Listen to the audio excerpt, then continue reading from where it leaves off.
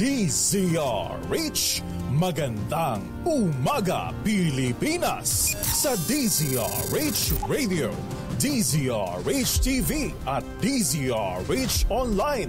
Kasama si Kuya Angelo Palmones. Magandang umaga Pilipinas.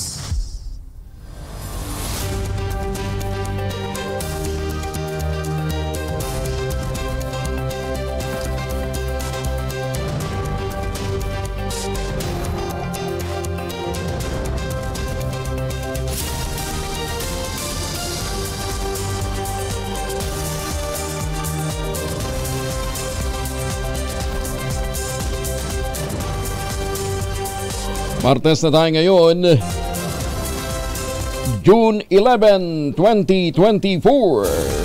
Sa ulo ng ating mga balita, 27 lugar sa bansa nakaranas ng Dangerous Heat Index pa rin kahapon sa kabila ng rainy season. LPA naman sa Mindanao patuloy na binabantayan ng pag-asa. Oy, ingat tayo ha, may tinamaan na naman ang kidlat dyan po sa Pangasinan. Patay. Nitong nagdaang weekend, meron din pong tinamaan din ng kidlat. Dalawa rin. Dating Congressman Arnie Tevez nakalaya pero muling inaresto matapos na i-release sa detention. Ito po sa Timor-Leste. Pastor Apollo Biloy, bigong maaresto sa ilang properties na pinasok ng CIDG at Special Action Force upang isilbi sana ang warrants of arrest. Manununtok pagkuyog ng mga miyembro ng Manibela sa DZRH reporter na si Mal Gonzales. Inupakan, kinondena ng iba't ibang media organization. 4 pang atleta na sasamak naman sa Paris Olympics. Binigyan ng cash assistance ng Kamara. 2 patay, 14 ang sugatan ng sumalpok ang van sa 10-wheeler truck sa Sarangani. Bagong balita, bagong impormasyon. Kasama si Kuya Angelo Palmones. Magandang umaga Pilipinas.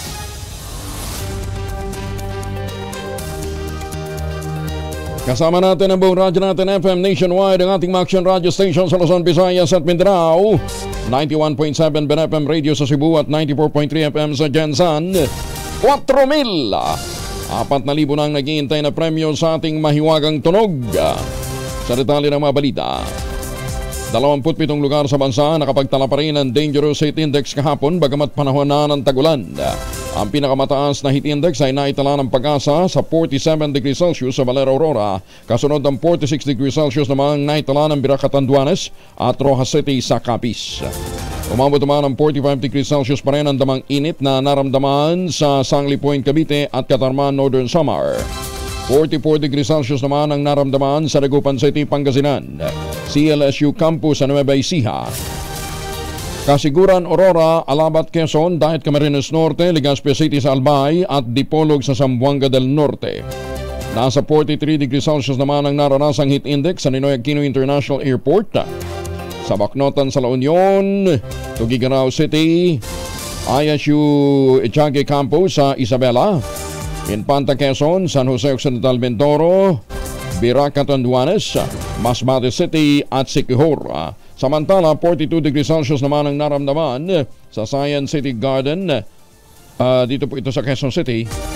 Lawag City sa Ilocos Norte, Apari, Cagayan, Iba, Zambales, Ambolong, Tanawan, Batangas, nakatabi lamang po ng bayan ng Talisay, Coron, Palawan at Cuyo Island.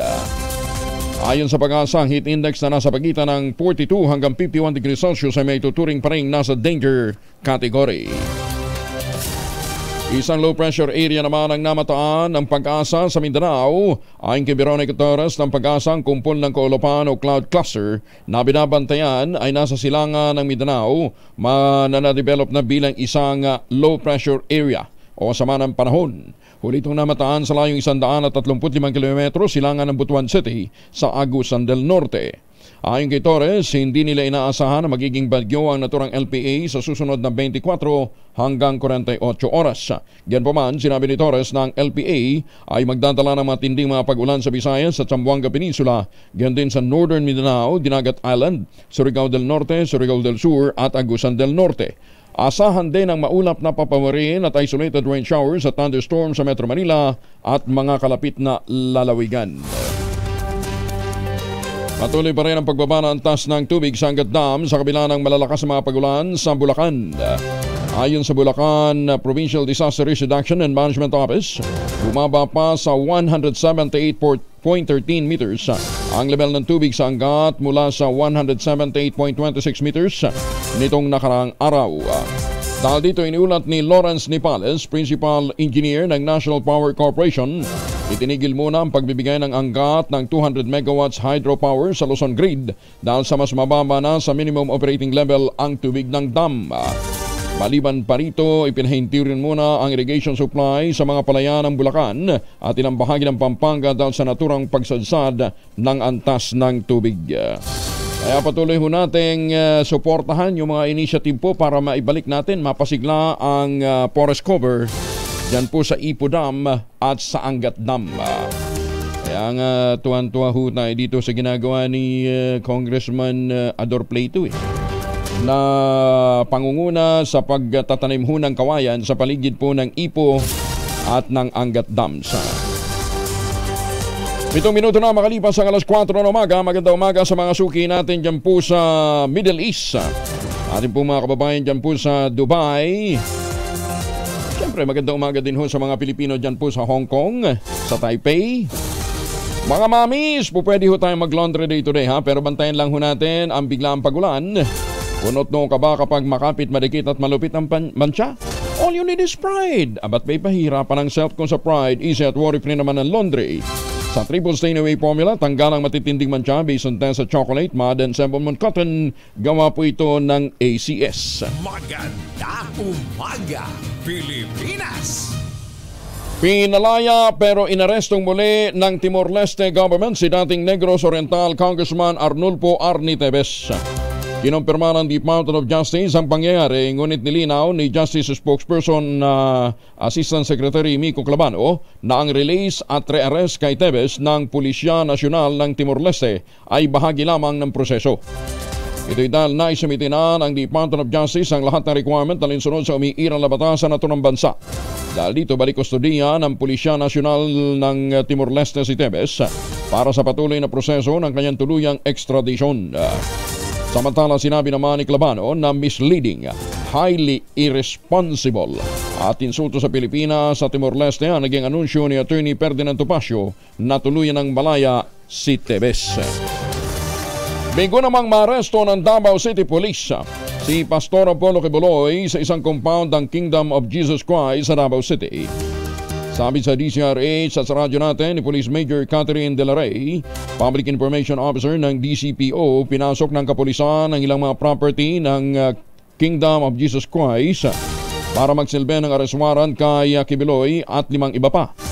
Pahirapan ang naging pagsisilbi dahil hinarang ng mga otoridad o ang mga otoridad ng mga supporter ni Kibuloy. Pero sa kabila nito, hinayaan naman daw silang makapasok sa compound matapos makipag-usap sa legal counsel ni Kibuloy at administrador ng compound na si dating Pangulong Rodrigo Duterte. Pero hindi po natin nakita si Pastor Kibuloy dun sa area. Tatlong area po ang pinuntahan natin, yung sa Kingdom of Jesus Christ College, Tamayong Prayer Mountain, and Glory Mountain.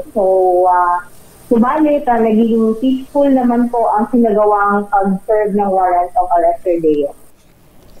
Samantala, nananawagan naman ang PNP sa mga taga-suporta ng puganteng si Pastor Apollo Kibuloy na hayaan ang mga otoridad na gampanan ng kanilang tungkulin. Ito'y kasunod ng paghaharangan ng ilang supporters ni Kibuloy sa tangkang pagsisilbi ng Davao City Police ng arrest warrant laban sa kanya at 5 iba pa. Sinabi ni PNP spokesperson Colonel Jean Pardo, huwag na sanang hadlangan ang mandato ng mga pulis na gawin ang utos ng korte para maiwasan ang tensyon. Samantala, tiwala naman ng pulisya na hindi pa nakalalabas ng Pilipinas ang pastor at mahuhuli din ito sa lalong madaling panahon. Pong akusado. At sa punto po ito ay nananawagan po tayo doon po sa mga supporters at sa mga kaibigan ni Pastor Kibuloy doon po sa mga lugar na nabanggit po na ang intention po ng Philippine National Police ay i-implement po yung warrant of arrest na inisyu po ng ating mga korte. So, ang pakiusap po natin ay maging mahinahon po tayo lahat. Ang inyong pong kapulisan ay nandoon po for official discharge of their duties. Wala pong anumang angarin ng ating kapulisan na magkakulong po ng anumang sakitan at anumang pagkakagulo. So, alam po natin na may mga supporters po si Pastor Kibuloy, but at the same time, ang presence po ng inyong kapulisan doon sa mga lugar po na yun ay naaayon po sa batas. At sana po ay tulungan niyo na lamang po kami. Maganda umaga, Pilipinas!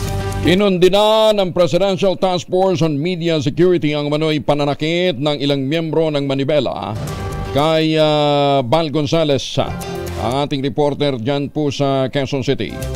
Tinawag itong karahasan ni Executive Director Paul Gutierrez, lalo't gumaganap lamang si Val sa kanyang tungkulin. Sinabi ni Gutierrez na nagsumbong din sa kanyang iba pang mga reporter na tahasan silang nag-aakusa sa Manibela na sila'y sinasabing bayaran at bias. Nakikipag-ugnayan na ang Philippine Task Force o Presidential Task Force on Media Security sa Quezon City Police para pagpaliwanagin si Manibela Chairman Mar Balbuena na dalawang beses na nakitang dalawang beses na nasuntok si Val Gonzales ng kanyang mga kasama.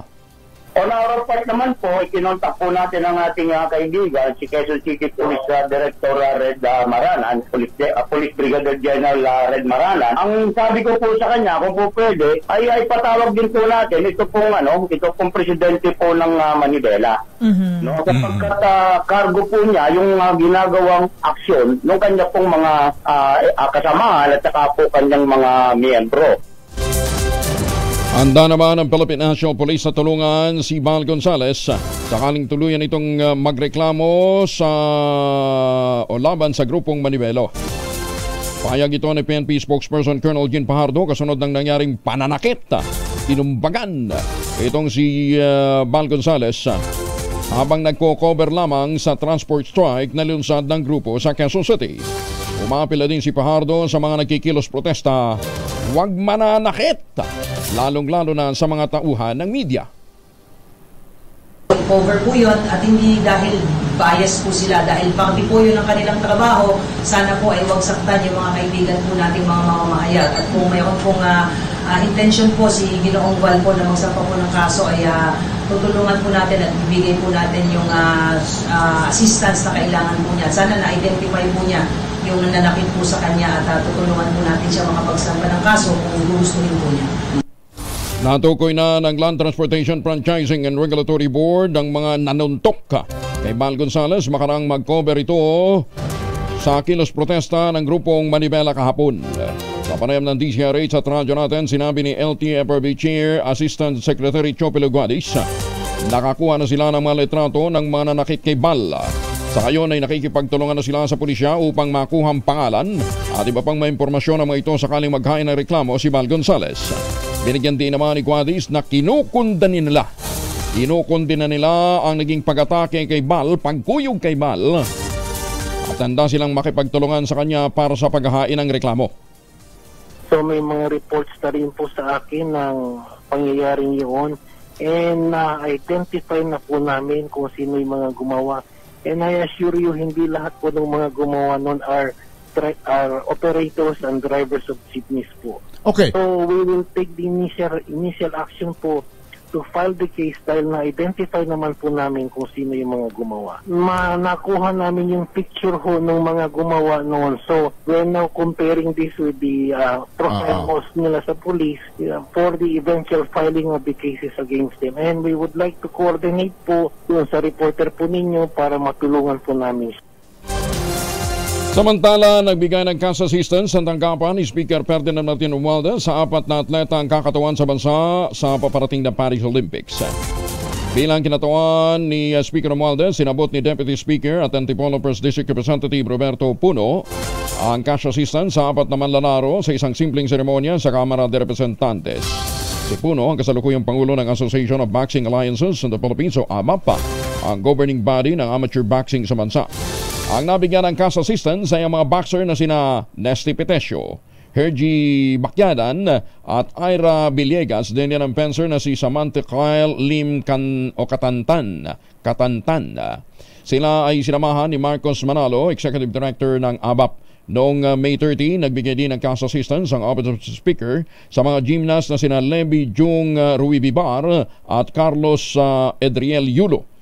Ito ay bukod pa sa pagbibigay ng cash assistance ng tanggapan ni Speaker Romualdez sa mga weightlifters na sina John Sirisa, Erin Ando at Vanessa Sarno, ganyan din sa rower na si Joanny Delgaco. Ang lahat ng mga Pilipinong kakatawan sa Pilipinas sa Olympics ay makatatanggap ng financial support mula sa Office of the Speaker. Ay teka mga misis, amoy araw masibonso pag-uwi galing na eskwela abay dahil yan sa germ sa katawan nila para labanan ng amoy araw at amoy pawis gumamit ng Shield Bath Soap regularly. Ambita mo lang Shield sa paglaban sa germs versus another brand may shea butter, pampalambot ang kuti sa presyong abot kaya 12.50 SRP. Kaya mga misis ay challenge yung subukan ng Shield Bath Soap, galit sa sakit may malasakit, sulit na sulit. Maganda umaga, Pilipinas! Nasa Las Piñas City Public Market ngayon si Noche Kaka sa RH27. Noche, good morning. Maayong buntag, kaya Angel, ngayong Tuesday morning, ito na yung presyo ng ilang pangunahing bilhin dito sa Las Piñas City Public Market. Unahin ko lamang itong isda, yan sa mga nagtatanong, 240 pa rin ang kilo ng pangus. Ang tilapia, 150, galunggong, 260 ang kilo, yung alumahan, 360. Punta naman natin yung gulay sa mga may restaurant, karinderya o sa mga hotel. Patatas, 150 ang kilo, yung beans, 140, pipino, 120 ang kilo, repolyo, 90, ang pechay bagyo, 150 ang kilo. Ang pechay Tagalog, nako, sumipa yung presyo ng pechay Tagalog, nasa 190 na ang kilo. Ang sa 80, sayote 90, sitaw 50, ang siling haba 100, ang kamatis 95, bawang 170 ang kilo, at lalo pang sumipa ang presyo ng luya, nasa 280 na ang kilo. Ang kalamansi naman 140, carrots 100, talong 105 ang kilo, ang palaya 140, labanos 170, habang ang patola 100 ang kilo. Puntahan naman natin yung karne tulad ng karne ng baboy, ang kasim 335 pa rin ang kilo, liempo 385, manok 200 ang kilo, habang ang baka yung laman 408 ang kilo.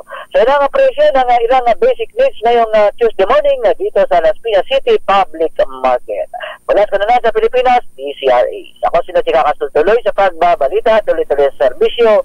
Sama-sama tayo, Pilipino. Dagan salamat, Noche. Maganda umaga, Pilipinas! O kaya wag na ho natin babaratin ho sa palengke yung pong mga nagtitinda ng gulay. Hirap po mag-ani ngayon. Lalong-lalo na sa mga probinsya At para masuportahan din po ang ating mga magsasaka, tuloy ho ang pagtanggap ng entries ng Philippine Amusement and Gaming Corporation ng mga larawan na ilalahok po sa PAGCOR Photo Contest 2024. Ayon po kay PAGCOR Chair Altenco, hanggang July 31 na lamang po ang submission ng mga entries. Ipadala po ninyo yan sa official contest website na www.pagcor.ph/photocon 2024. Ang 8 tatanghaling grand winner ay tatanggap ng tig 100,000 pesos para po sa conventional category o mga larawang kuha gamit ang conventional camera. Pero dun sa mga gumamit ho ng mobile device, mga cellphone, pasok ko kayo sa mobile category, 8 din po ang mananalo. Tatanggap ng tig 50,000 pesos sa drone category o mga larawang kuha ng drone camera ay 50,000 pesos din po ang tatanggapin ng 8 mananalo. Tapos meron pong mga consolation prizes.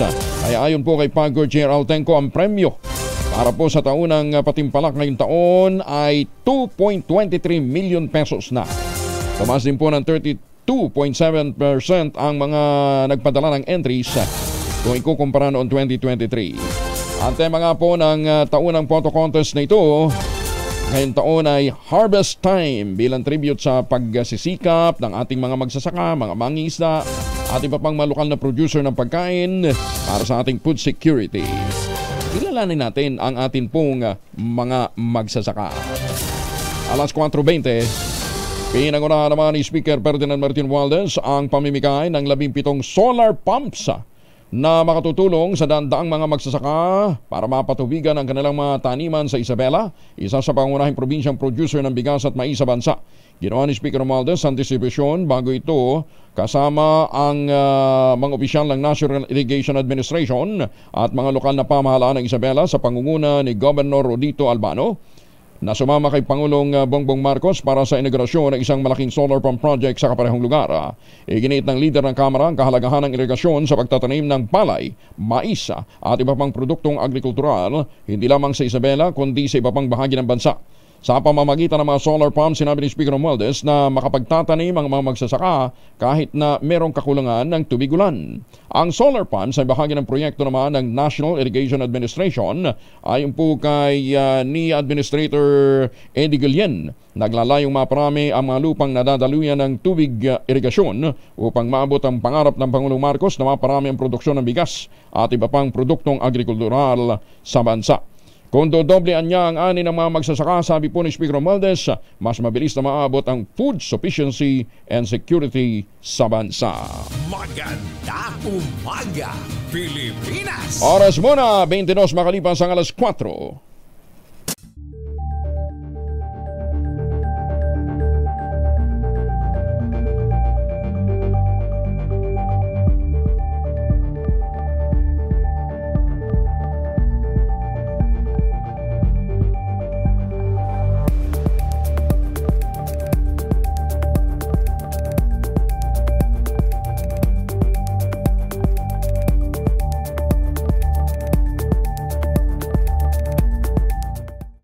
Kasama si Kuya Angelo Palmones. Magandang umaga, Pilipinas! Alas 4:26 ang oras sa Pilipinas. Ay, kumusta na kaya dyan sa Amerika? Anong oras ba dyan, ha? Magandang umaga po sa mga suki natin dyan po sa Hayward, California, sa Las Vegas, Nevada, at sa mga Midnight Singers ng San Diego, California. Sina Sir June, Ma'am Loy, si Ma'am Cora at si Kuya Manny at Tito Manny. At sa iba pang mga ano tawag dito, bigating performers o singers ng Midnight Singers. Well, the Midnight Singers. Ay, baka kayo may mga importanteng lakad, huwag kalimutan magbaon ho ng proteksyon laban ho sa mikrobyo. Nandyan po ang Family Alcohol. Dalawang pwede niyong pagpilian ng Family Alcohol. Yung Family 70% ay isopropyl alcohol, especially prepared for clinics, hospital, pharmacies, laboratories, pero okay na okay din po yan sa mga households. Very effective sa disinfection at sterilization. Ganyan ang bagsik ng Family 70% ay isopropyl alcohol. Yun namang mabangong Family Rubbing Compound Improved Alcolone. Ayan ho yung mabangong isopropyl alcohol na ginagamit ng mga masahista, mga barbero, mga doktor, mga nurse, mga kumadrona for sponge bathing and other cleansing purposes. Family Rubbing Alcohol, parang DCRH subok na sa mahabang panahon, mabibili sa namang butik at convenience stores nationwide. Family Rubbing Alcohol, hindi lang pampamilya, pang sports pa. Samantala, mayroon hong tinamaan ng kidlat, gaya ho na binabanggit natin. Isa ho ang patay, 7 ang sugatan, matapos tamaan ng kidlat sa Humunhon Island sa Giwan, Eastern Samar. Detalye ng balita mula kay Jimmy Angay-Angay, Aris 32. Jimmy. Isa ang patay, 7 ang ginagamot sa ospital matapos sa tamaan ng kidlat sa Humunhon Island, Giwan, Eastern Samar. Kinilala ng PNP ang biktima na nasawi si alias Aljon, 33 anyos. Equipment monitoring residente ng barangay Kasuguran, Humunhon. Kinagamot sa ospital sina alias Karim, 22 anyos. Seeker ng pagbabagnan, Humunhon, Anghel, 30 anyos. Ng barangay Kaguzuan, alias Tommy, 28 anyos. Ng barangay Tres Giwan, alias Flores, 42 anyos. Lead woman ng barangay Kasuguran, Humunhon, alias Darlene, 23 anyos. Equipment monitoring ng barangay Kaguzuan, alias John 42 anyos, leadman ng Barangay Kagusuan, at si alias Marvin 39 anyos, leadman ng Barangay Kagusuan, Homonhon, Giwan, Eastern Samar. Nangyari sa alas 11 ng umaga kahapon sa mine site Vero Mining sa Barangay Kagusuan, Homonhon Island. Sa investigasyon ng PNP ang magbiktima nagre-relax sa duplex cottage sa Block 38 mine site ng Vero Mining Company. Ang dalawa ay nagsiselfone. Bumuhos ang malakas na ulan nang biglang kumidlat at tinamaan mga biktima sa iba't ibang bahagi ng katawan. Itinakbo ito sa Ponferrada Hospital sa bayan ng Giwan, Eastern Samar para magamot. Subalit si Aljon dineklara na dead on arrival ang attending physician. Plus Action Radio Tacloban, ito si R32 Jimmy Angay-Angay. Tuloy-tuloy sa balita, tuloy-tuloy sa serbisyo, sama-sama tayo Pilipino. Hindi ho biro ang kidlat kaya pagka nakakarinig na ho tayo ng kulog, for sure meron hong malalakas na kidlat ho sa paligid. 22 anyos na lalaki din patay matapos tamaan ng kidlat sa Pangasinan. Masantos siya kabasanid si Kamin sa ating mga kababayan po sa Pangasinan. Detalye ng balita mula kay Freddy Pajardo, RH38. Freddy.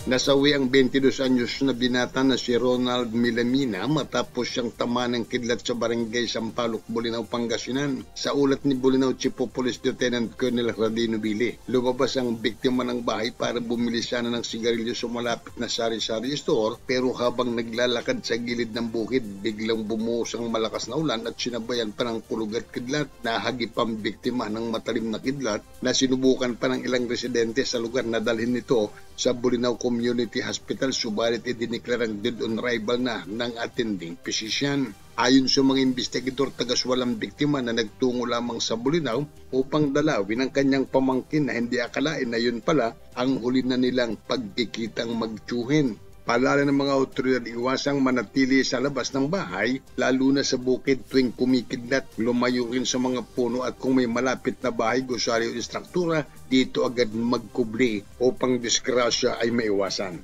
Mula sa Action Radio Pangasinan, ito si Freddy Pajardo. Tuloy-tuloy sa pagbabalita, tuloy-tuloy sa serbisyo, sama-sama tayo, Pilipinas. Maraming salamat, Freddy. Nangako naman ang tulong pinansyal si Senator Lito Lapid sa mga magsasaka at mga mangingisda ng Guimaras Island at Iloilo na apektado ng El Nino phenomenon. Ginawa ng senador ang pahayag matapos sumalo sa seremonya ng pagdiriwang ng Manggahan Festival sa isla ng Guimaras. Kasama ng butihing senador ang kanyang anak na si Tourism Infrastructure and Enterprise Zone Authority o TIESA COO Mark Lapid. Sa kanyang mensahe, sinabi ni Senator Lapid na apektado ang ani ng mangga at produkto ng agrikultura dahil sa init ng panahon. Nananawagan si Lapid sa pamahalaan na suportahan ang sektor ng agrikultura, lalong-lalo na ang mango industry na malaki ang ambag sa ekonomiya. Kinilala rin ni Senator Lapid na isa ring mango farmer dyan po sa Pampanga, ang Guimaras Mango bilang isa sa pinakamatamis at pinakamalinamnam na mangga sa buong mundo. Sa kanyang pahayag, manghihingi daw sana siya ng buto sa Guimaras ng mangga kay Governor J.C. Raman Nava para maitanim sa kanyang mango farm sa Pampanga. Pero palagay ko, kahit tumubo ho doon ng maganda, hindi din ho magiging ganun kaganda ang ani. Ang mangga ng Guimaras masarap pa. Dahil bukod sa may mga technology pong inintroduce dyan, ginamitan po kaya walang walang fruit fly. Kaya tinatanggap po kahit sa Japan with the strictest quarantine policy. Tanggap po doon dahil nga sa wala itong chemical residue. Alam niyo kung bakit? Dahil po sa kinapon na langaw. Castrated po yung mga langaw nila doon. Insect sterile technique ang ginamit dyan. Kaya nga bawal magpasok ng kahit anong klase ng mangga, anumang mango product dyan po sa Guimaras. May kaso ka pagka ginawa mo yan. Nagbigay si Makati Mayor Abby Binay ng mahigit sa 1 milyong pisong tulong pinansyal sa Davao de Oro matapos naragasain ang shear line noong entrada ng taon. Personal na inabot ni Binay ang cheque kay Davao de Oro Provincial Treasurer Grace Quintana. Ayon kay Mayor Binay, bukod sa Davao de Oro, bibigyan din ng tulong ang Kapalong sa Davao del Norte at ang Lupon at Caraga sa Davao Oriental na binagyo at naapektuhan din ng shear line nitong 2023. Mahalaga niyang matulungan ang mga nasalanta ng kalamidad sa mga nabanggit na lugar upang mabilis silang makabangon. Kasabay nito, nananawagan din si Mayor Abby Matuto sana ng makabagong disaster risk reduction and management technique. Mag-invest din sa kagamitan at may instrumentong makatutulong sa panahon ng sakuna, katulad ng ginagawa ng Makati City. Nangako din ang alkalde na hindi lamang tulong pinansyal ang kanyang ipapaabot katuwang ang Makati LGU, kundi ang best practices, technical expertise at familiarization sa mga makabagong equipment. Alam ho ninyo, talagang dapat palakasin natin ang sektor ho ng ating mga magsasaka, lalong-lalo na sa mga probinsya. Kaya hindi ho tayo nagsasawang pasalamatan si Dr. Helen Tan dahil nga po sa kanyang ginawang tulong dito po sa mga magniniyog sa lalawigan ng Quezon. Hinakot po yung magagandang planting material ng kakao galing Davao para maitanim po sa ilalim po ng mga nyugan dyan po sa lalawigan ng Quezon. Kaya ngayon, meron silang tangerine chocolate. Ang tangerine chocolate po ay brand ng mga magniniyog, ng mga magsasaka dyan po sa lalawigan ng Quezon. Available sa 0919-095-5935. Ang sabi nga po ni Dr. Helen Tan, sino bang magmamalasakit sa Pilipino kundi ang kapwa ang Pilipino? Kaya't ang pagtangkilik po natin sa tangerine chocolate na ayon po sa Midnight Singers ay picture pa lang, masarap na. Ayan. Gawang local yan. Gawang local but taste and looks global. Ang tangerine chocolate po ay gawa nga po ng mga magsasaka, mula po sa ani ng mga magsaka. Kaya pagka sinusuportahan po natin yan, pinalalakas natin ang ating ekonomiya, pinalalakas natin ang loob ng ating mga magsasaka, at pinalalakas din po natin eventually ang ekonomiya ng ating bansa. Kaya sabi po ni Dr. Helen Tan, tangkilikin ang gawang atin. Umaga, Pilipinas. Inabanto ng kampo ng NPA sa bulubunduking bahagi ng Tibuli, South Cotabato na diskubre ng militar. May na-recover pang mga war materials. Detalye na balita mula kay Jun Di Makutak, Aris 19. Assalamualaikum, Jun. Alaikumassalam, Kuyang Angel. Sa isang pook sa kabundukang bahagi ng Sitio de Mamis, Barangay Lacunon, Tebuli, South Cotabato, nadiskubre ng operating troops ng 5th Special Forces Battalion ang isang maliit na kampo ng mga NPA na sa kanilang tansya bago lamang inabandona ng mga armadong komunista dahil sa may mga naiwanan umanong war materials. Ito ay marahil sa sobrang pagmamadali umano nila sa pagtakas.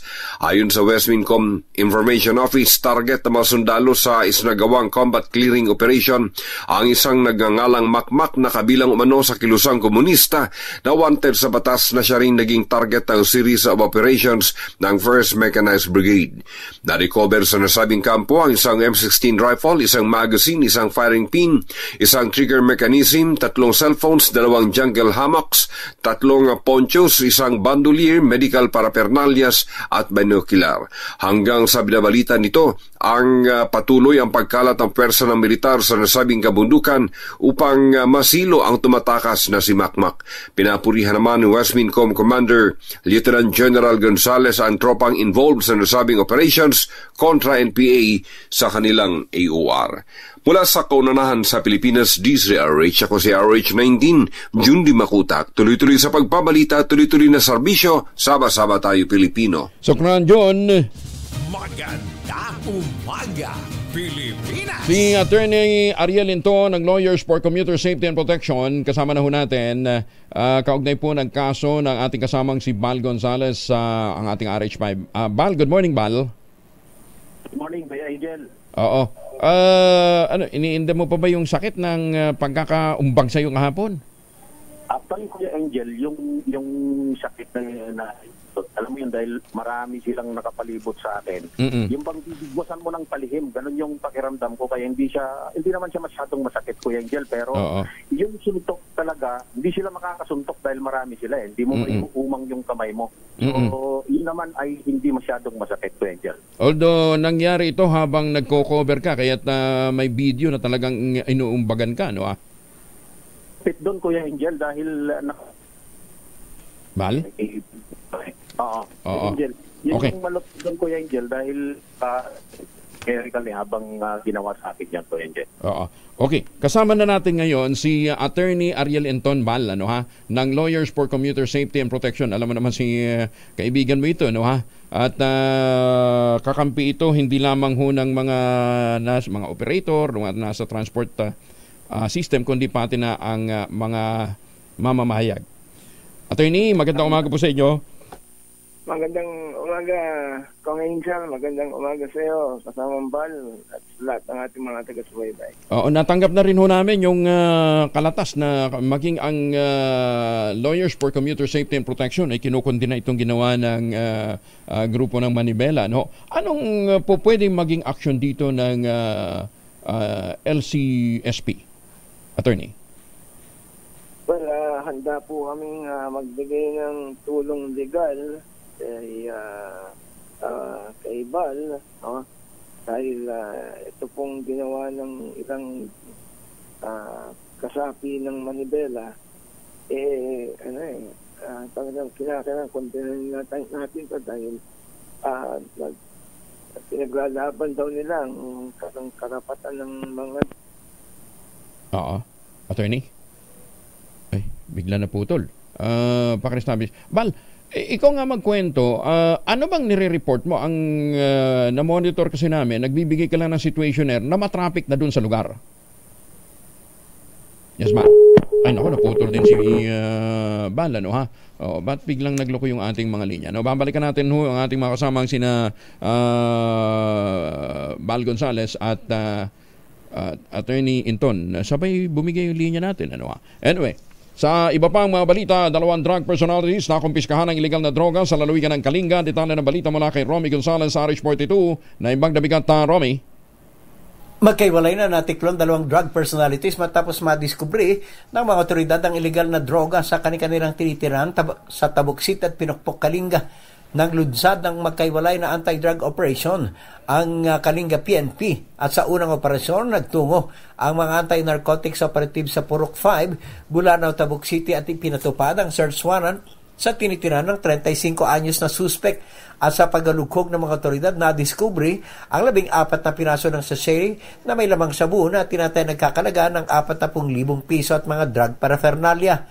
Sa sumunod na operasyon, ipinatupad din ang search warrant ng mga operatiba ng Pinukpok Municipal Police Station at Kalinga PNP laban sa natimbog na 40 anyos na drug suspect sa Katambogan, Pinukpok.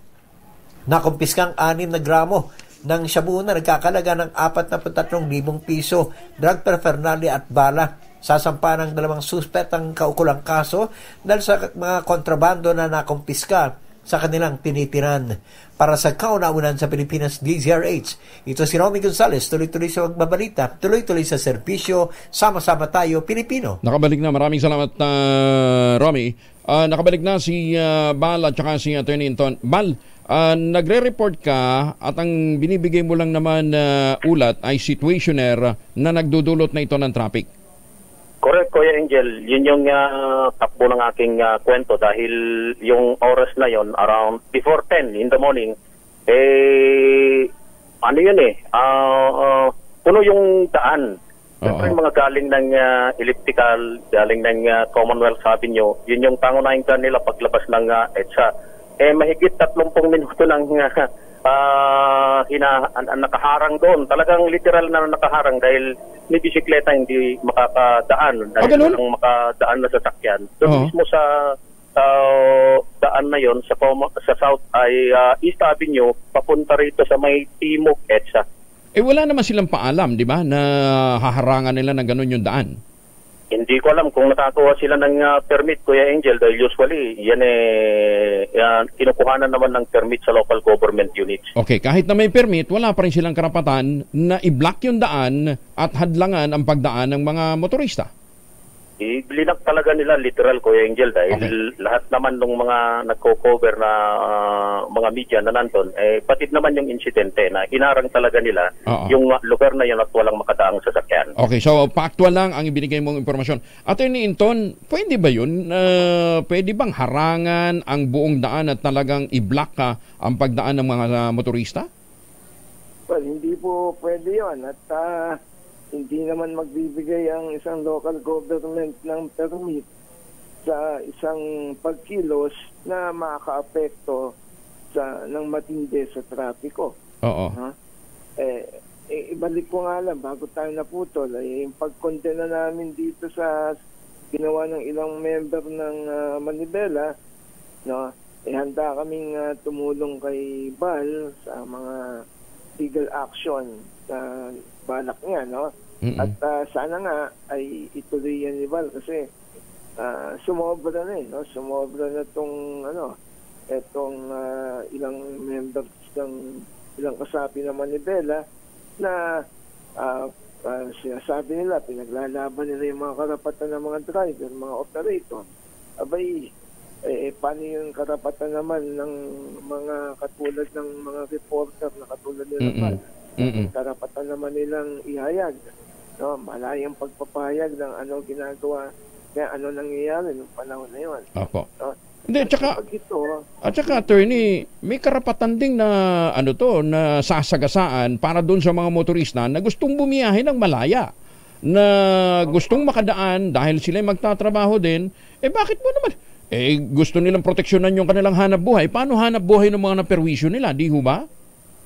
Tama po yun. No? Sana maging mas mahigpit ang mga transport officials dito dahil ika nga sumusobra na no? Oo. Ngayon nasaktan nila isang kawani ng media, no? At ika nga kanilang instorbo nila ang napakaraming motorista. Kahit na yung mga taong may simpatsya sa kanilang pinaglalaban, tingin ko mabubuisit ayon sa ganito. Oo.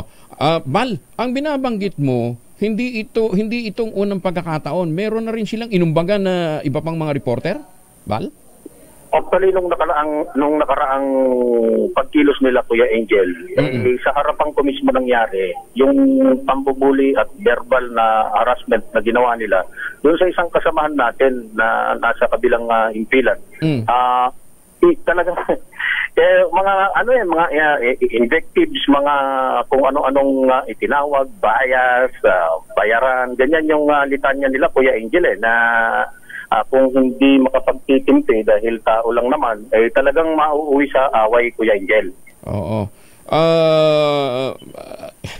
Gustuhin man natin silang i-cover at bigyan nga ng espasyo sa area para maibigay yung kanilang mga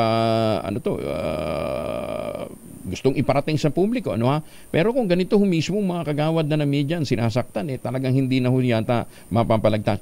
Bal, ayan, nasa linya natin si Attorney Inton. Alam ko naman, madalas rin kayo nag-uusap nito. Oo, nagpapasalamat nga, Kuya Angel, kay Attorney Ariel Inton. Eto, kilala na natin noon pa man. Talagang nung panahon pa, nandun siya sa LTFRB bilang board member.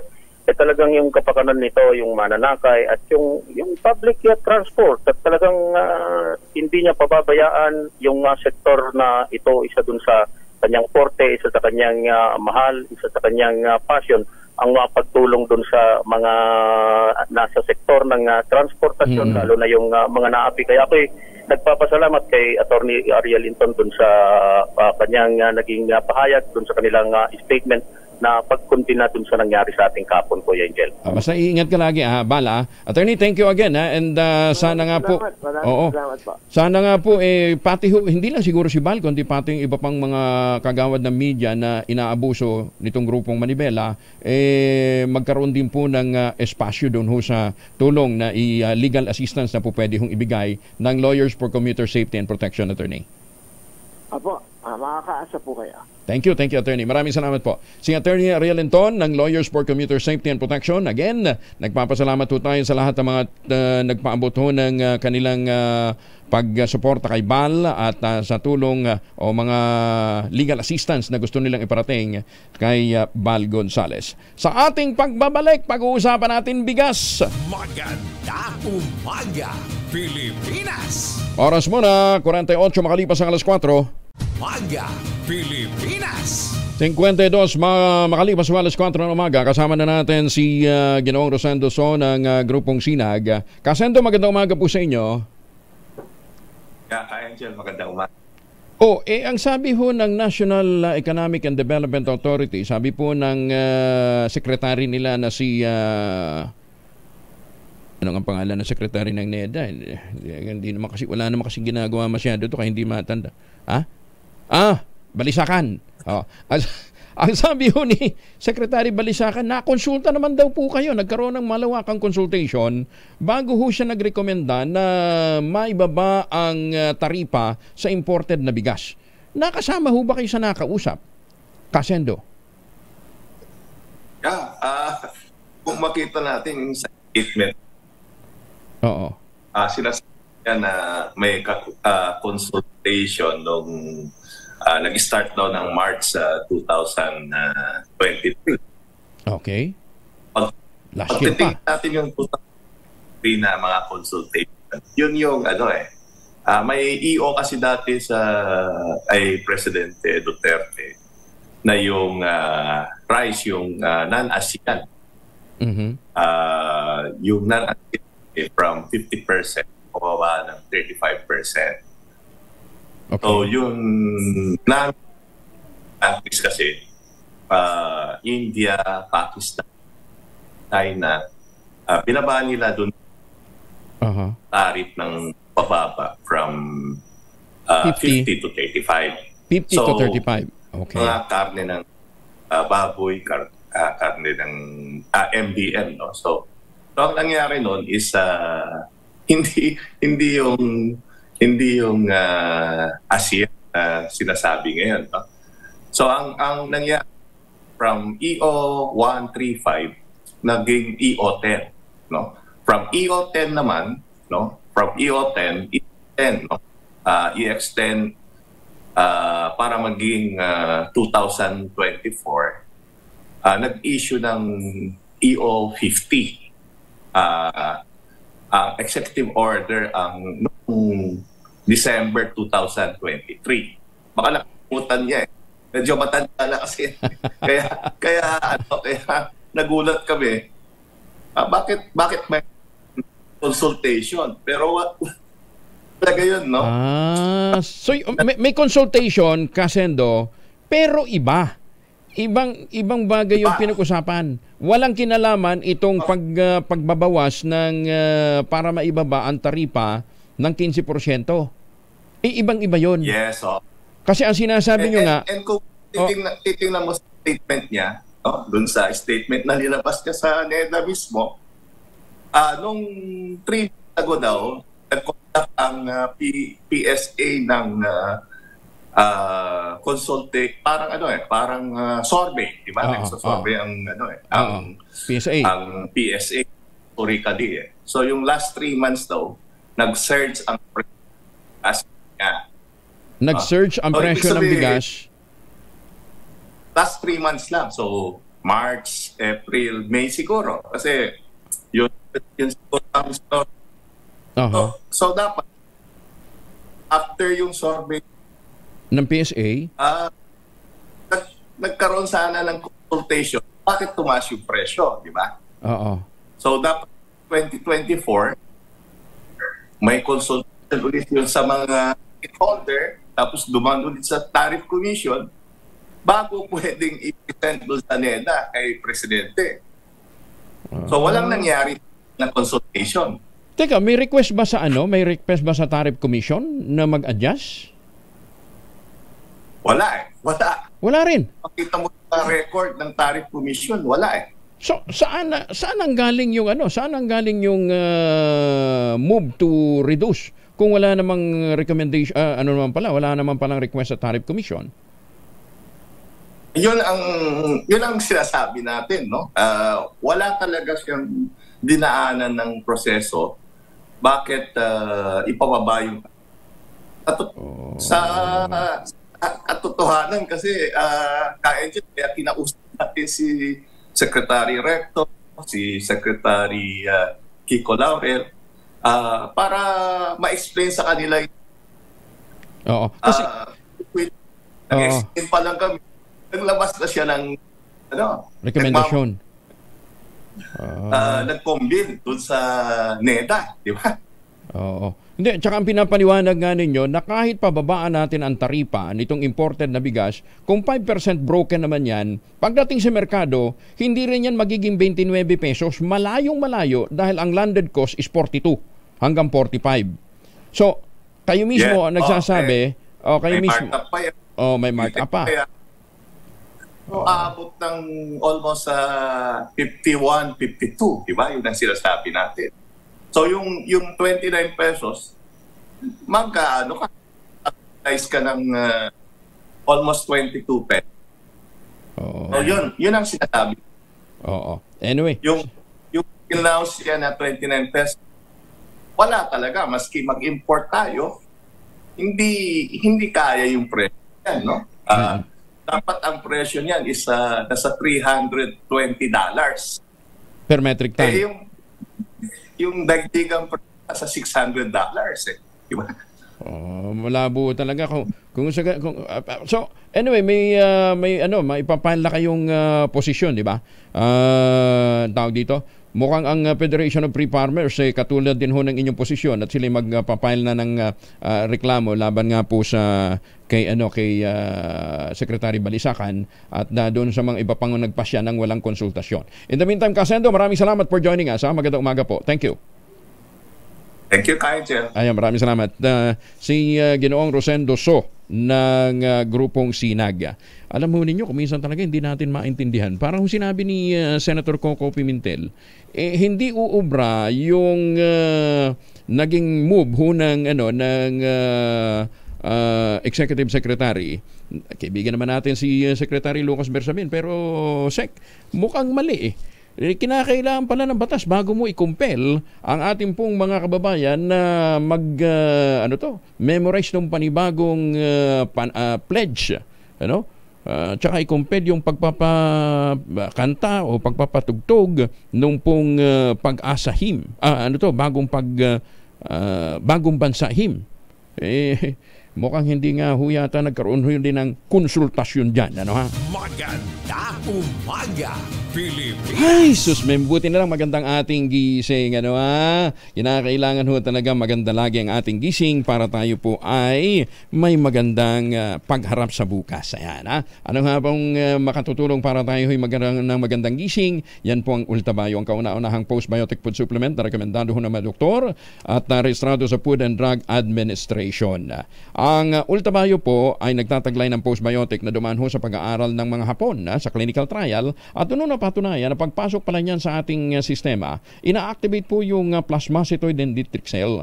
Ang PDC po naman ay nagpapagana ng pong commander ng ating immune system.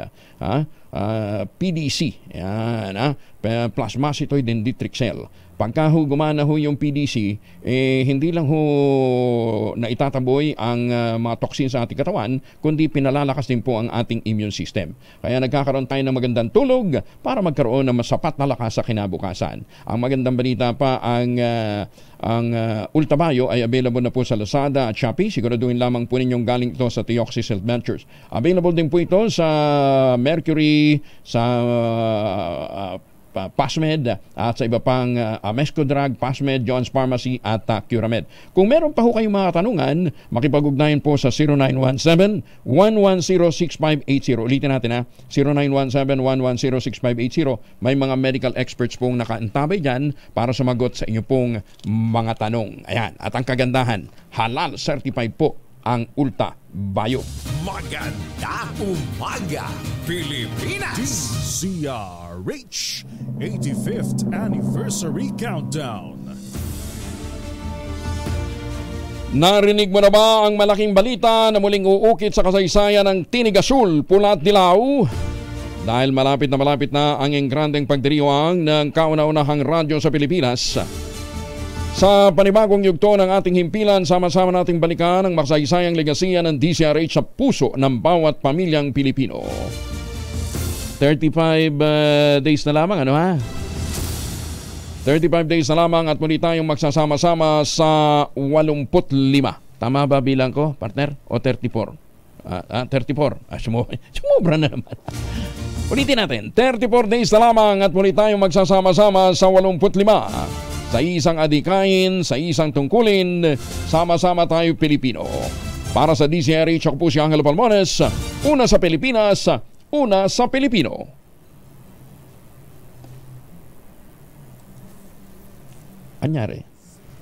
Rich Magandang Umaga Pilipinas sa DZRH Radio, DZRH TV at DZRH Online. Kasama si Kuya Angelo Palmones. Magandang Umaga Pilipinas.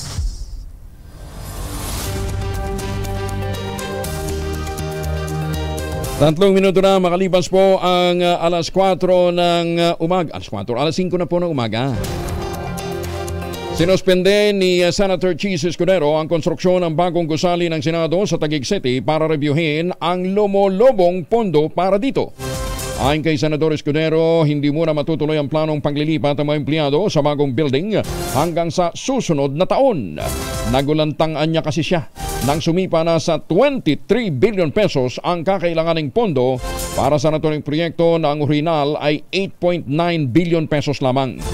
Nilinaw naman ng Senate President na walang irregularidad dito at na OA-yan lamang siya sa laki ng gastos para sa bago sana nilang tahanan. Inupakan naman ni Senator Nancy Binay ang mga chismis at ang fake news tungkol sa itinatayong bagong gusali ng Senado sa Taguig. Kasunod ito ng utos ni Senate President Chis Escudero na suspindihin muna ang konstruksyon matapos lumobo sa 23 billion pesos ang pondo para dito. Ayon kay Binay, nagulat siya kung saan ang galing ang impormasyon ni Escudero tungkol sa bagong Senate building.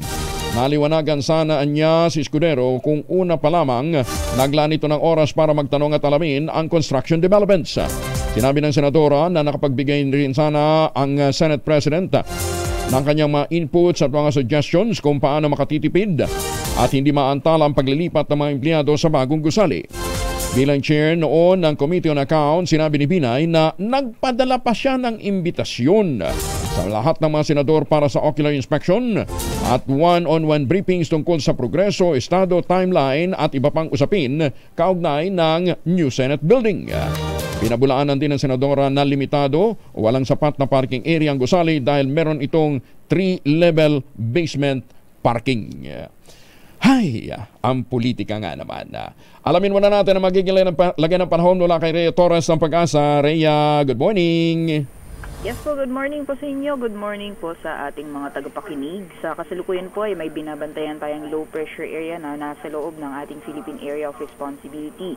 Yung nabanggit pong low pressure area ay nabuo po kahapon and as of 3 a.m. ay huli itong namataan sa layang 145 kilometers west-northwest ng Butuan City, Agusan del Norte or nasa may karagatan po ng Bohol. At sa ngayon po, itong LPA ay may baba yung tsansa na magiging isang ganap na bagyo at posible po siyang malusaw or mag-dissipate ngayong araw. Pero sa ngayon po, asahan po natin magpapaulan pa rin itong low pressure area sa ilang bahagi ng Visayas at Mindanao, partikular sa Eastern Visayas, Dinagat Islands, Surigao del Norte, Agusan del Norte. Kaya panag-iingat po yung ating mga kababayan sa mga nabanggit na lugar dahil inaasahan po natin yung katamtaman hanggang sa paminsan-minsang malalakas na mga pag-ulan. Sa nalalabing bahagi naman po ng ating bansa, mostly mga localized thunderstorms or mga isolated thunderstorms ang posibleng maranasan ngayong araw. Magiging mainit pa rin po pagdating ng tanghali, pero mataas po yung tsansa lalong-lalo na dito sa may Visayas and Mindanao na mga biglaang buhos ng ulan. Kaya monitoring lang po tayo ng mga thunderstorm advisory na nilalabas po ng ating mga Pag-asa Regional Services Division. Agwat po ng temperatura ngayong araw sa Metro Manila ay maglalaro mula 25 hanggang 34 degrees Celsius, 18 to 24 naman para sa Baguio City, 25 to 32 para sa Metro Cebu at 25 to 33 para naman sa Metro Davao. At wala din po tayong gale warning sa ngayon kaya malaya pa rin makakapalaot yung ating mga kababayan na may mga maliit na sakyang pandagat. Yan naman po latest mula dito sa Pag-asa Weather Forecasting Center.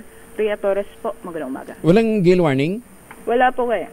Wala pa rin. Sige. Thank you, Ma'am Rhea. Yes po, maraming salamat din po. Magandang umaga. Si Rhea Torres mula po sa Pag-asa.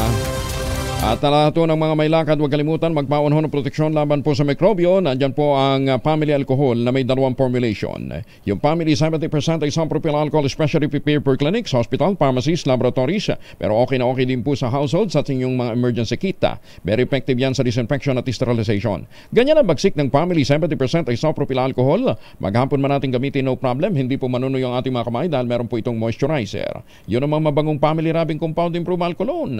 Yan ho yung mabangong isopropyl propyl alcohol na ginagamit ng mga masahista, mga barbero, mga doktor, mga nurse, mga komadrona for sponge bathing and other cleansing purposes. Family rubbing alcohol parang DCRH subok na sa mahabang panahon. Mabibili sa namang butik at convenience stores nationwide. Family rubbing alcohol, hindi lang pampamilya, pang sports pa.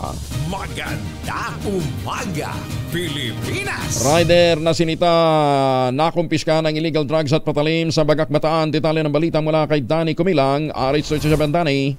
Arestado ang isang kamote rider matapos makumpiskaan ito ng droga at patalim nang sitahin sa nakalatag na oplansita sa barangay Atilano Ricardo, Bagak Bataan alas 11:30 ng gabi. Ang suspect na inaresto ay kinilala ito ng Bagak PNP ni Bagak Chief of Police Major Francis Jimenez na si Reynaldo Dizon, 59 anyos, na pangatlong beses na umano na nahuli sa illegal na droga. Sa report, habang nagsasagawa ng oplansita ang Bagak PNP sa pangangasiwa ni Police Captain Jesus Bungasgas sa nasabing lugar nang mapadaan itong si Dizon na lulan umano ng kanyang single motor. Nang parahin ito para huminto, imbis na tumigil, pinaharurot nito ang kanyang dinadrive na single motor. Dahil dito, hinabol na siya hanggang sa maabutan at nang i-body search na kumpiskan ito ng pakete ng shabu at isang balisong. Agad itong inaresto at dinala sa Bagak PNP Station matapos basahan na kanyang mga karapatan at sumailalim sa drug inventory.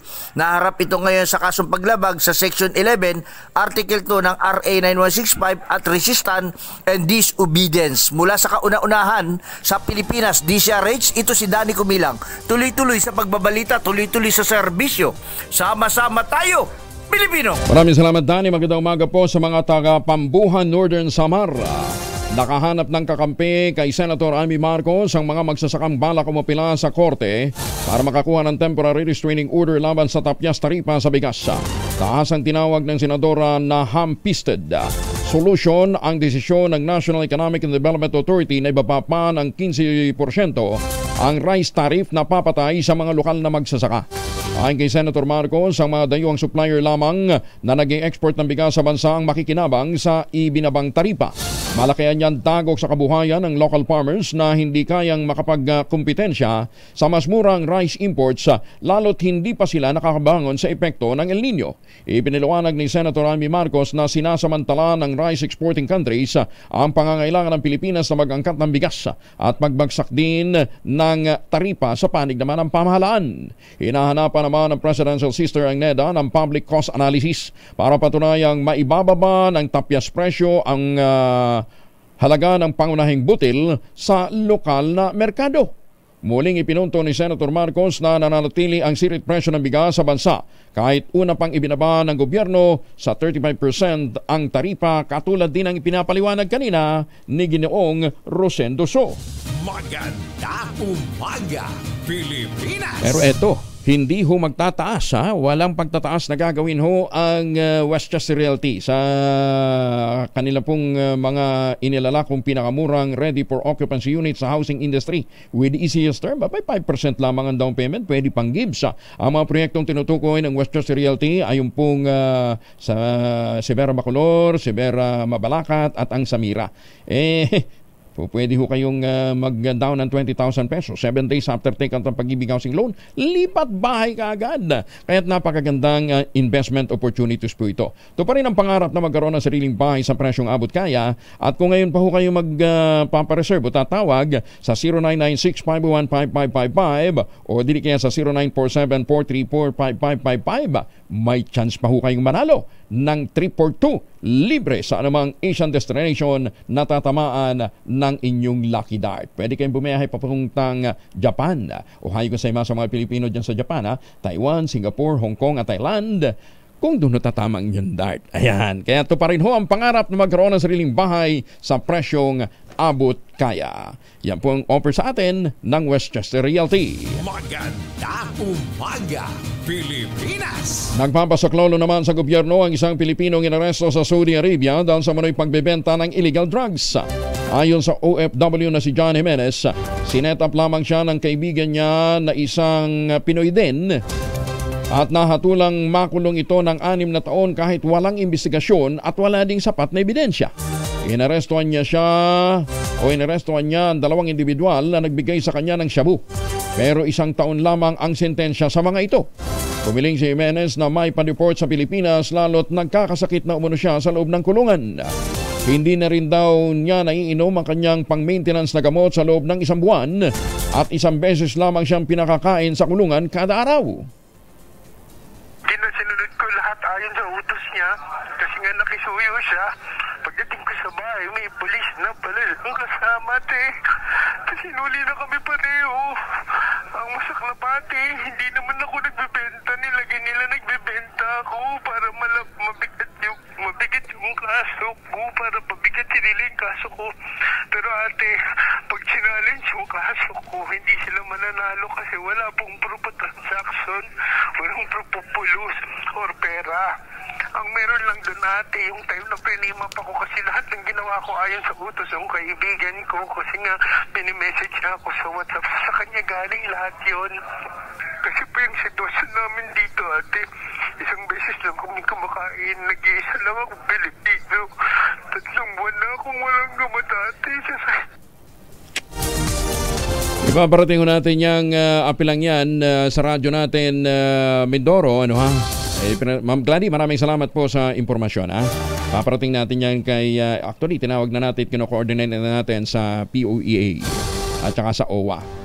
Samantala, si Engineer Eduardo Eddie Guillen, kasama na ho natin, administrador po ng National Irrigation Administration. Admin, magandang umaga po sa inyo, Naimbag na Bigat. Sir, magandang umaga po. Magandang umaga po sa ating lahat. Teka mo, kahapon nag-launch sa Isabela ang presidente ng solar powered irrigation.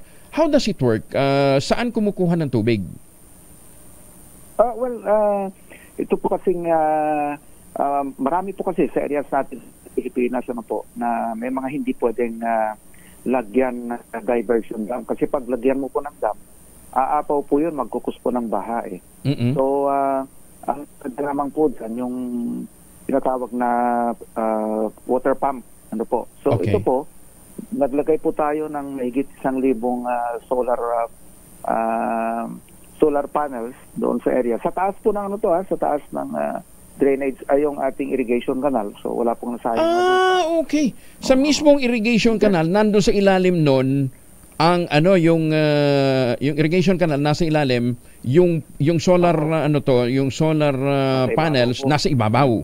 Ang galing Opo, tapos naglagay po kami ng 250 horsepower kasi kaya niyang i-drive. Kasi yung 1,000 plus na solar panels na po yun, kaya niyang mag-generate ng more than 700 kilowatts. So kaya niyang i-drive yung 250 horsepower na water pump. Teka, at the same time, pwede pang makatulong mag-ilaw doon sa lugar. Tama po yun. Yun nga po pinag-usapan namin ng Presidente hapon kasi kung hindi ginagamit yung para sa ating stasyon, pwede rin gamitin sa patubig sa pailaw po. Opo. Magkano ho ang halaga nitong siguro kasi existing naman na yung irrigation canal. Ito hong inilagay na mga solar powered pumps. 63 million po yung lahat ng gastos ng buong system na po Okay. Solar pump, yung ating 250 horsepower na water pump, at saka of course yung bahay. Lahat na po nasa 63 million. Ang kaya pong patubigan noon 360 hectares. Pero aabot po kami ng 500 kung i-AWD namin. Oh. Marami yung patubigan, po. Doable naman pala ito. Bakit ngayon lang? Wala po sa buong bansa ito, sir. Teka muna. Kami ilang ganito ang gagawin nyo, admin? Marami po pong kasunod to, sir. Siyempre, depende sa ating budget. Meron din binigay sa ating kasi na extra na budget ang Congress para po sa marami rin po mas maliliit na ganito. Mga almost 2,000 po yung aming ginagawa ngayon. Paano nyo pinipili o kailangan ba na request ng LGU? O ng community? Of course, may mga previous request na po tayo dito. Tsaka na-identify namin po. Kasi yung iba po, hindi naman surface water, yung iba groundwater.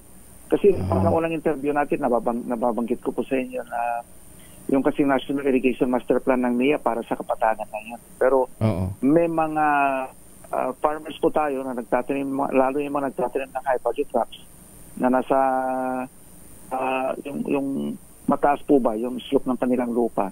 So ang nilalagay po namin doon yung mga may drip irrigation and fertigation po. So lahat po ng ating mga farmers na hindi maabot ng ating irigasyon ay ginagawa na natin ang paraan para matulungan po. Paano natin masusustain ngayon para natin masisiguro na yung irrigation canal may sapat na tubig year round?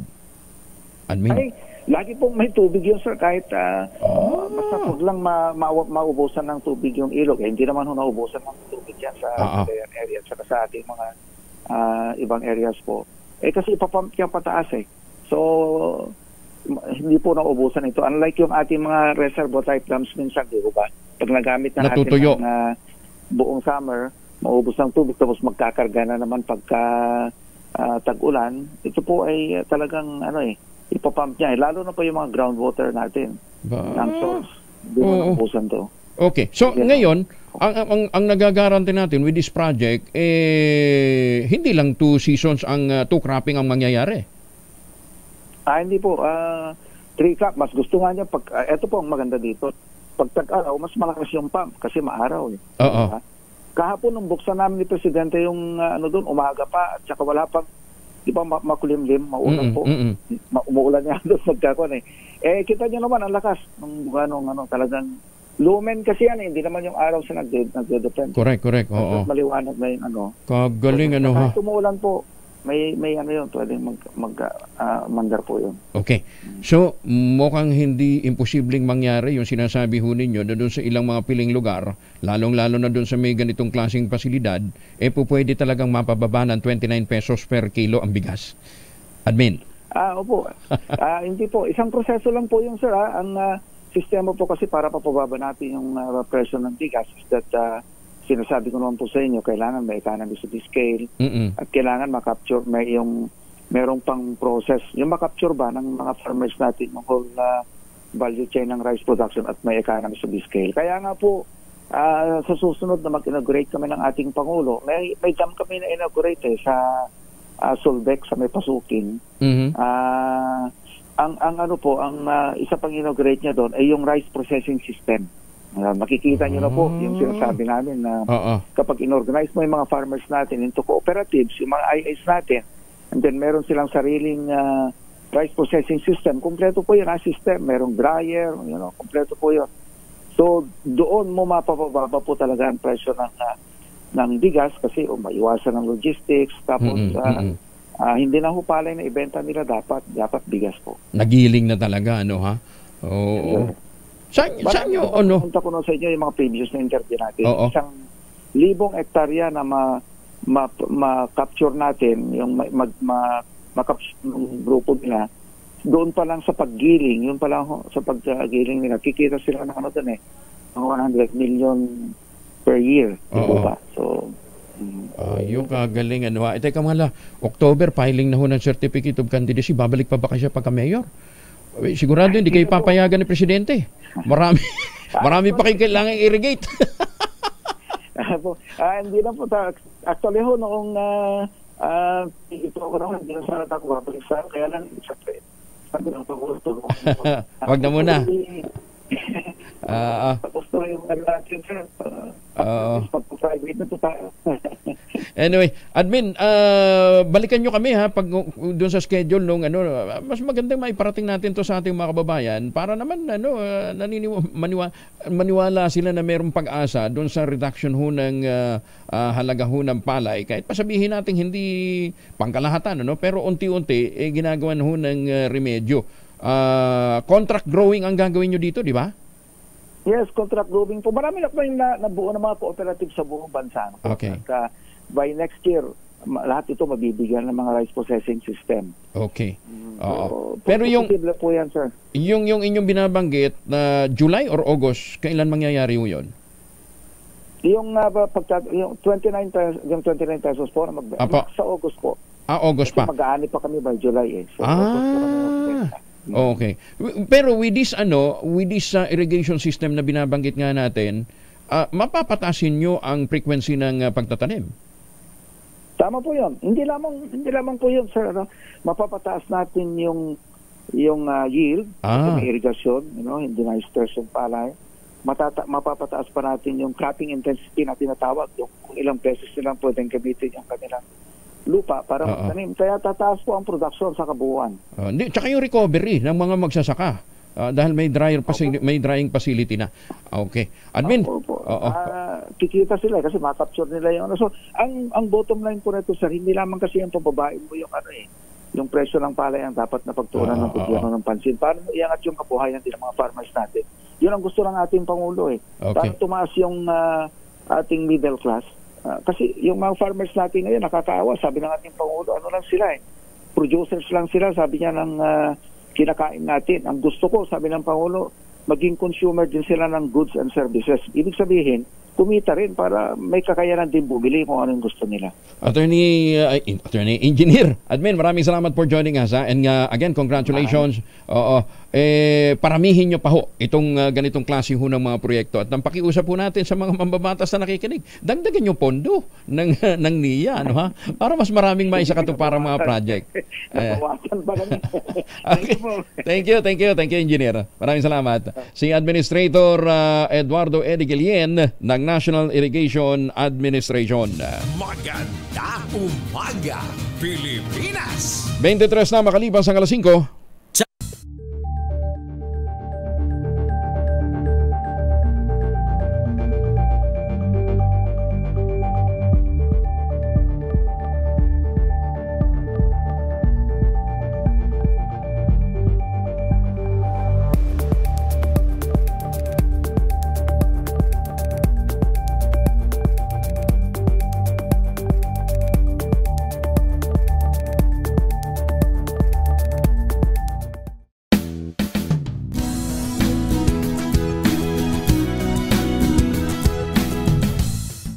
Maagang balitaan, maagang usapan sa mga issue at balita. Kasama si Kuya Angelo Palmones sa Magandang Umaga Pilipinas. Mula Lunes hanggang Biyernes.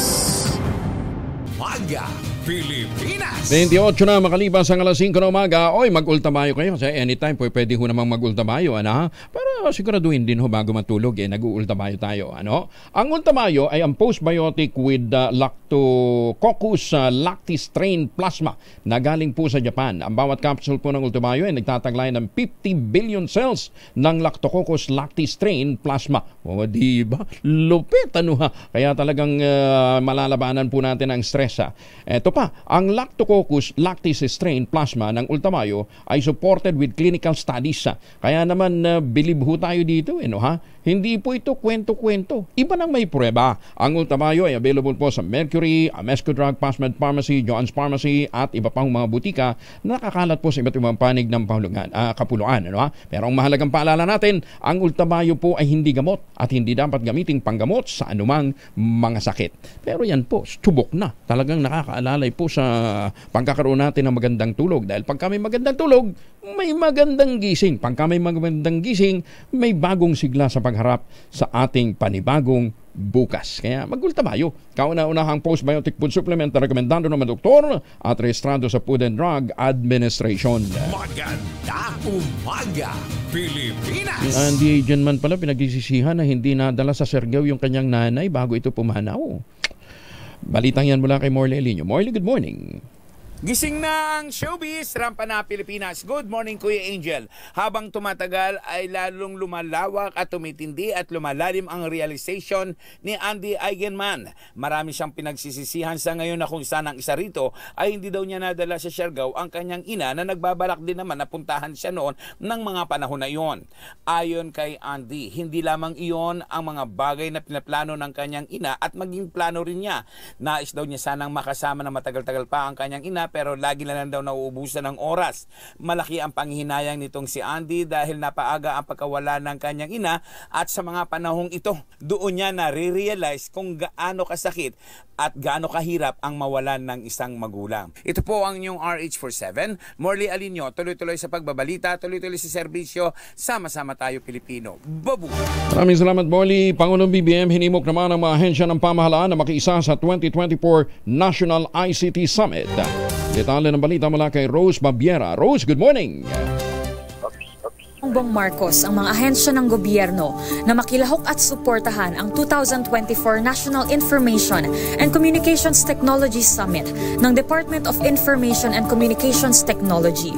Sa pamumuno ng DICT kasama ang mga pribadong sektor, layo ng pagpupulong na mas paigtingin ang digital governance sa bansa. Isasagawa ito sa June 18 hanggang June 19 sa Crown Plaza Manila Galleria sa Ortigas Center sa Quezon City. Sa Memorandum Circular No. 54 na nilagdaan ng Executive Secretary na si Lucas Bersamin at inilabas ng Malacanang kahapon, ika-9 ng Hunyo, mariing hinihikayat ng Pangulo ang lahat ng national government agencies, local government units at mga state colleges at universities at iba pang sangay ng gobyerno na suportahan ang DICT sa hakbang na ito. Ipinag-utos ng Presidente na magpadala ang ahensya ng kanilang mga kinatawan na ICT executives, chief information officers at mga technical staff sa nasabing summit nang may pahintulot mula sa kanilang mga head office ng kani-kanilang mga opisina. Pinalalahanan din niya na siguruhin na hindi makakaapekto sa operasyon at serbisyo ng mga kagawaran ang pakikibahagi sa summit na ito. Ang digitalization sa pamahalaan ay isa sa mga isinusulong ng Administrasyong Marcos. Ayon sa Pangulo,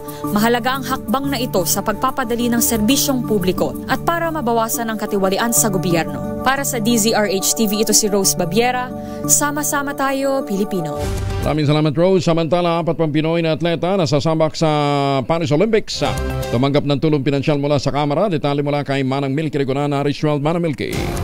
Nagbigay ng cash assistance ang tanggapan ni House Speaker Martin Romualdez sa 4 pang atleta nakakatawan sa bansa sa paparating na Paris Olympics. Kumatawan kay Romualdez para iabot ang cash assistance ay si House Deputy Speaker at Antipolo 1st District Representative Roberto Puno sa isang simpleng seremonya sa Kamara. Si Puno ang kasalukuyang Pangulo ng Association of Boxing Alliances in the Philippines o ABAP, ang governing body ng amateur boxing sa bansa.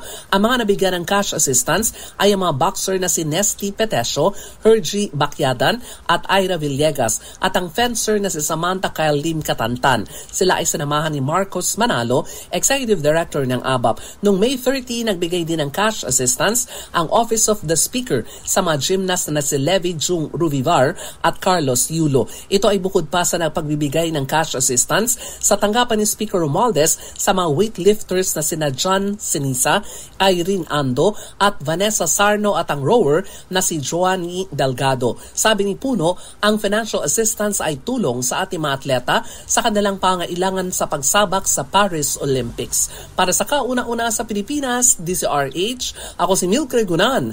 Tuloy-tuloy sa pagbabalita, tuloy-tuloy sa serbisyo, sama-sama tayo, Pilipino. Maraming salamat, Manang Milky. Kasado na ang breakthrough ceremony ngayong araw para naman sa tunnel boring machine ng Angat Water Transmission Improvement Project Tunnel No. 5 sa Ipu Dam site sa Norsagaray, Bulacan.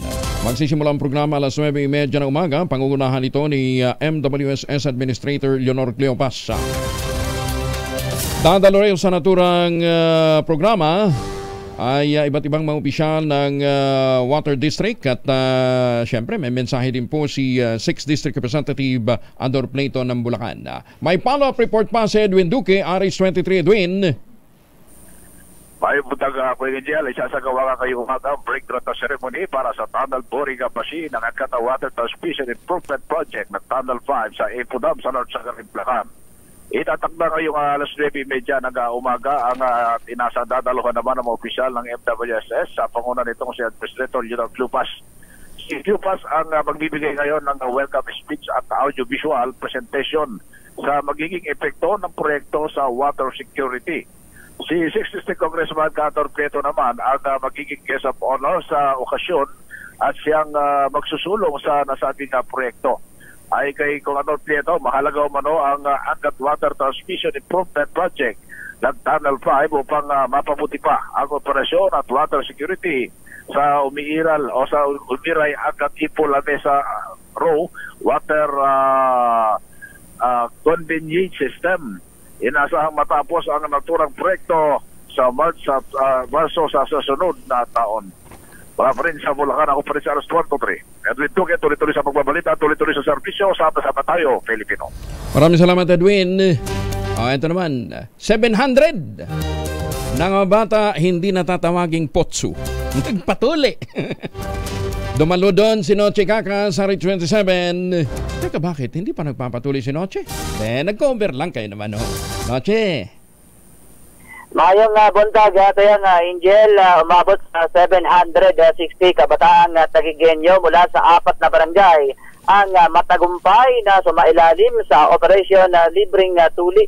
Ang operasyon na free circumcision ay taon na naman ng programa ng pamahalang lungsod ng Taguig sa pamamagitan ng Medical Assistance Office na naglalayon naman ng maghatid ng libre at ligtas na pagtutuli. Bukod sa libreng tuli, Kuyang Angel, nagbigay rin naman ang lokal na pamahalaan ng libreng gamot tulad ng antibiotic at pain reliever para masiguro ang pagaling ng mga batang sumailalim sa operasyon. Ay pa sa lungsod, ngayong araw, arangkada naman ang operasyon libreng tuli sa Barangay Rizal, habang sa June 13, Barangay Pitugo, sa 14, New Lower Bikutan, at Lower Bikutan na June 15, araw ng Sabado, sa Barangay Upper Bikutan. Tuloy kanilan sa Pilipinas, DCRA. Sa Osin at Chikakas, tuloy sa pagbabalita, tuloy-tuloy serbisyo, sama-sama tayo, Pilipino. Maraming salamat, Sherwin. Yung ating malakas promo, nandyan sa may Divisoria, Maynila. Lakasan nyo na yung mga radyo at saka telebisyon at nating ikot na si Sherwin Alparo. Personal na pinasalamatan ng isang community volunteer mula sa Mandaluyong, si Senator Bongo. Ilang taon matapos itong mahawaan ng nakamamatay na COVID-19. Nagdusa sakit na pulmonya, iba pang komplikasyon si Lilibet San Gabriel. Kaya namalagi siya sa ospital ng mahabang panahon habang nag-iipon pa para sa kanyang mga bayarin sa pagpapagamot. Pero nang ipaalam sa kanya ng isang kamag-anak ang tungkol sa tulong na matatanggap sa pamamagitan ng Medical Assistance for Indigent Patients o MAIPA ng Department of Health sa mga malasakit center, nabuhay ang muli ng pag-asa si Lilibet. Sa tulong ni Senator Bongo bilang chair ng Senate Health Committee, natanggap ni Lilibet ang kinakailangan tulong pinansyal mula sa gobyerno para sa kanyang mga bayarin sa ospital. Matapos ang ilang taon, nagkaroon ng pagkakataon si Lilibet na makatagpo ng personal si Senator Bongo sa isang relief effort na inorganisa ng senador para naman sa mga displaced worker sa Mandaluyong City. Magandang umaga, Pilipinas! 38 na makalipas ang alas 5. Ang balitang ito ay hatid sa inyo. Oy, 43 na, makalipas po ang alas 5 na umaga. Huwag kalimutan ha, malapit ang Father's Day. Mga tatay natin, regaluhan po natin sila ng something beneficial for them. Katulad po ng tangerine chocolate. May dark chocolate po yan na immune booster, sabi nga ho ng mga dalubhasa. Ang tangerine chocolate po ay produkto ng mga magnaniyog dyan po sa lalawigan ng Quezon. Sa tulong nga po ni Dr. Helen Tan, yung mga planting material ng kakao galing Davao, hinakot para maitanim po sa ilalim ng mga nyugan at makapag-produce sila ng mga high value products katulad nga po ng chocolate o tangerine chocolate. Gawang lokal pero taste global. Available po yan sa 0919-095-5935 o dili kaya sa tangerinechocolate.ph kung saan po pwede din nyo ma-check yung mahigit 10 variants yan ng tangerine chocolate na ang mga raw materials ay galing din po sa ani ng mga magsasaka. Sabi nga ni Dr. Helen Tan, sino bang magmamalasakit sa Pilipino kundi ang kapwa Pilipino? Kaya tangkilikin po natin ang gawang atin. Tangerine chocolate, produkto ng mga magnaniyog ng mga magsasaka sa lalawigan ng Quezon. Magandang umaga, Pilipinas! Tambay na po yung mga taga-Divisoria, Maynila, barangay official naman ng Davao na kumikmak ng 10,000 cash assistance para sa mga buntis na beneficiaryo ng AX program. Dinimanda na po ng DSWD. Detalye na balita mula kay Bal Gonzalez sa Rich 5. Bal! Inatasan na, Kuya Angel, ni Department of Social Welfare and Development Secretary Rex Gatchalian ang DSWD Field Office sa Davao Region na imbestigahan at sampahan ng kaso ang pangingigbak ng isang opisyal ng barangay na dapat sanay 10,000 pisong matatanggap na tulong ng isang buntis. Ito'y dahil 1,500 pesos na lamang ang ibinigay ng di pa pinapangalanang opisyal sa buntis na si Ann Villarin na benepisyaryo ng DSWD Assistance to Individuals in Crisis Situation o AICSA. Sa reklamo ni Villarin, pinabalik daw siya ng opisyal sa barangay para i-remit ang 8,500 pesos na bahagi ng natanggap nitong ayuda, kaya't 1,500 pesos na lamang ang ibinigay sa kanya. Nangyaring insidente noong June 6 ay sinagawang payout sa Davao. Sa pahayag ni Secretary Gatchalian, hindi na lamang si Villarin ang maghahain ng reklamo, kundi magsisilbing co-complainant na rin ang DSWD sa pamamagitan ni Davao Regional Director Vanessa Gopong. Git ng palihim, ang ayuda mula sa DSWD ay para lamang sa mga benepisyaryo at hindi dapat na mapupunta kanino man maging sa sino mang opisyal ng gobyerno. Natuntun ng DSWD ang nagrereklamong benepisyaryo matapos itong mag-post sa social media ng labis na pagkadismaya dahil gagamitin sana nitong pera sa kanyang panganganak. Para sa kauna-unahan sa Pilipinas, DZRH, ako naman Val Gonzales, tuloy-tuloy sa pagbabalita, tuloy-tuloy sa serbisyo. Sama-sama tayo, Pilipino. Maraming salamat, Val. Dito sa DZRH, pag namigay ng pera si Sherwin Alparo, imbis na yun lang, talagang nadadagdagan pa. Alam bawas, may dagdag pa. Dahil 85 taon na ang kauna-unahan sa Pilipinas at ang MBC mas gumanda na, mas pinalakas at mas pinalawak pa ang pamimigay ng ating papremyo. Ito ang DZRH Mas Malakas promo kung saan pag naabutan namin kayong malakasang nakikinig o nanonood sa DZRH ay mananalo ka ng instant 1,000 pesos at may kasama pang grocery bag ng DZRH. So ano pang hinihintay ninyo? Tutok na sa nangunguna kauna-unahang radyo sa buong Pilipinas, DZRH. Una sa Pilipinas, una sa Pilipino. Sherwin, may tanong lang dito galing sa ating mga kakilala sa San Diego, California. Kailan kaya kami pupuntahan ni Sherwin Alparo dito sa Amerika? Ako, mas masarap yata na mag-droga sa Amerika. Parang gusto ko dyan. Hindi ka na 1,000 dolyar. Oo, $1,000, di ba? After siguro dyan nag-promo. Sige. Maybe next time, di ba? Kung hindi man. Pero, dahil speaking of pera, syempre dito sa Divisoria, talaga naman bumabahan ang pera kapag magdamag na gantong pamilihan ng ating mga kababayan. Dahil ito yung asparagus, Kali Asparagus o Recto, CM Recto ngayong panahon. Pero dito sa kanto ng Elcano at ng CM Recto, isang napaka-importanting bahagi sa kasaysayan ng Pilipinas ang minsang namutawi. Dahil dito matatagpuan yung number 72, Asparagus Street, yung tahanan kung saan isinilang yung kataas-taasan, kagalang-galangan, nakatipunan ng mga anak ng bayan na siyang nagsimula ng himagsikan sa pagpabagsak sa pamalang Espanya ito nga sa Pilipinas noong 1896. Pero itong katipunan... Sherwin, dapat bukas mo yun pinuntahan. Bukas pang National Independence Day. Iba naman Napaaga ka. Bukas. Iba!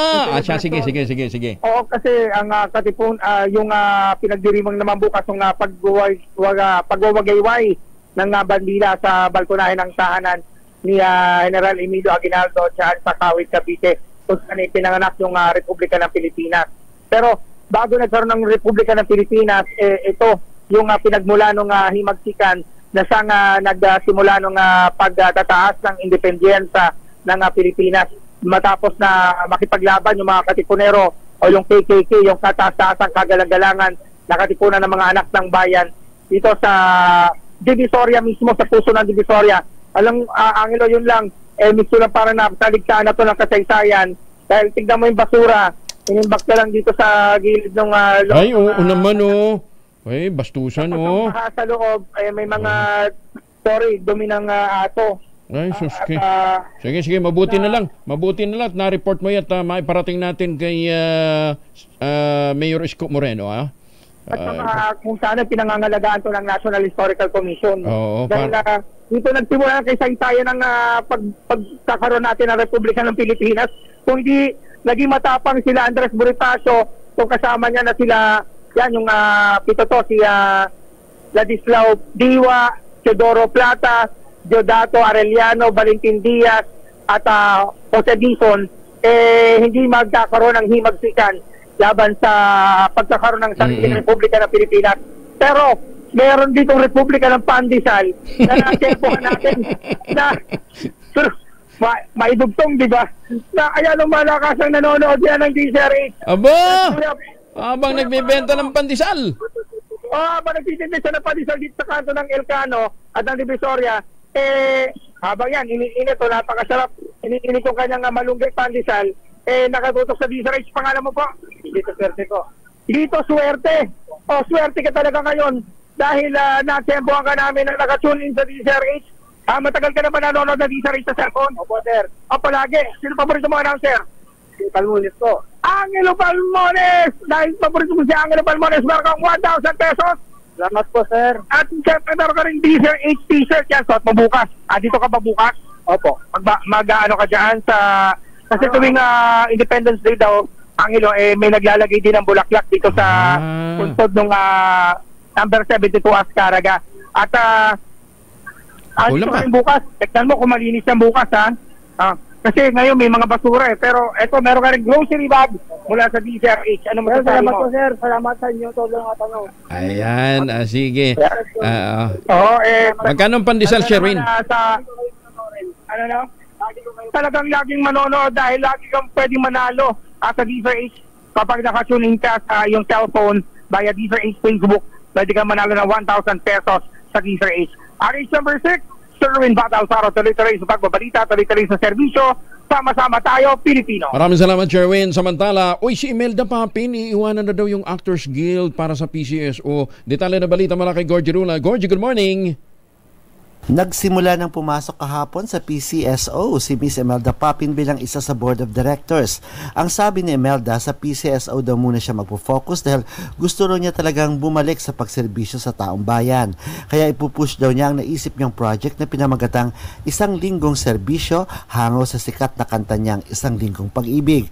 Ayon kay Imelda, nagustuhan naman daw ni President Bongbong Marcos ang naisip niyang project kaya sinabihan siyang simulan na niya ito. Heto pa ang saad, ang pahayag ni Imelda Papin.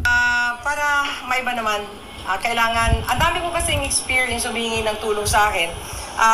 Yung mga, di ba, ang daming mga patients na pinapalabas na ng doctor pag magaling na sila, pag Friday afternoon, so wala na silang chance para humingi pa ng tulong sa PCSO.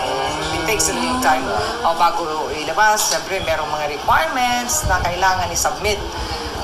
Yun. Yan ang pahayag ni Miss Imelda Papin. Kaya dahil dito, baka iwan daw muna niya ang pagiging Pangulo ng Actors Guild at ihahabilin muna niya ito sa Vice President ng Internal Affairs na si Mr. Hero Bautista. Pati ang political plans niya sa 2025 ay hindi raw muna niya ngayon iniisip dahil mas nakafocus daw siya ngayon kung ano pa ang pwede niyang gawin sa PCSO para mas marami raw siyang matutulungang nangangailangan. Mula sa kauna-unahan sa Pilipinas, DZRH, ito po si Gorgie Rula, tuloy-tuloy sa pagbabalita, tuloy-tuloy sa serbisyo, sama-sama tayo, Pilipino. Maganda umaga, Pilipinas! Maraming salamat, Gorgie. Pero dito ho sa Westchester Realty, parang tumama ka rin sa loto ng PCSO. Mantakin nyo, 20,000 pesos all-in down payment. Pwede ka maglipat mahagad 7 days after ng take-out ng pag-ibig housing loan.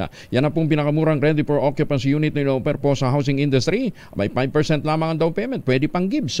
Kaya ano pang iniintay po ninyo? Ito pa rin ang pangarap na magkaroon ng sariling bahay sa presyong abot kaya. At kung ngayon ho kayo magpapareserve para po sa Samira, sa Severa Mabalacat o Severa Bacolor, may chance pa ho kayong manalo ng 342 sa anumang Asian destination. Kaya ano pang iniintay po ninyo?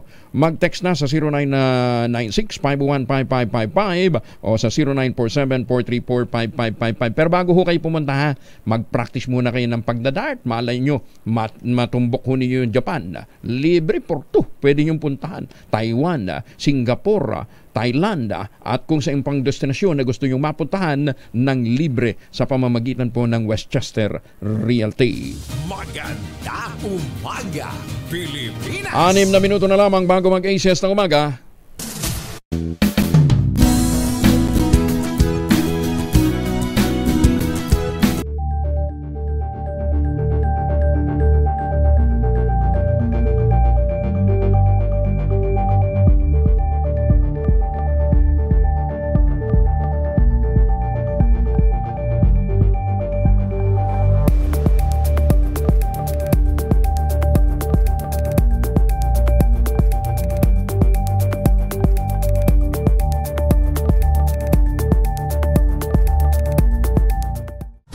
Sa ACS Balita, susunod na Kuya Angel po, si Angelo Palmones, nag-iwan sa inyo ng paalala magtanim ng kawayan para sa kalikasan at kabuhayan. DZRH 85th Anniversary Countdown. Narinig mo na ba ang malaking balita na muling uukit sa kasaysayan ng ang tinig ng asul, pula at dilaw? Dahil malapit na malapit ang ingrading pagdiriwang ng kauna-unahang radyo sa bansa. Sa panibagyong yugto ng ating himpilan, sama-sama nating balikan ang mga makasaysayang legasiya ng DZRH sa puso ng bawat pamilyang Pilipino.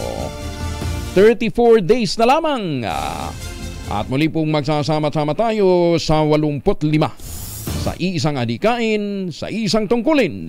Sama-sama tayo Pilipino. Para po sa DZRH, ako po si Angel Palmones. Una sa Pilipinas, una sa Pilipino.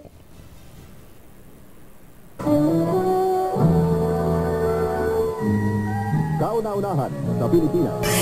NBC Manila Broadcasting Company. DZRH, a proud member of MBC Media Group.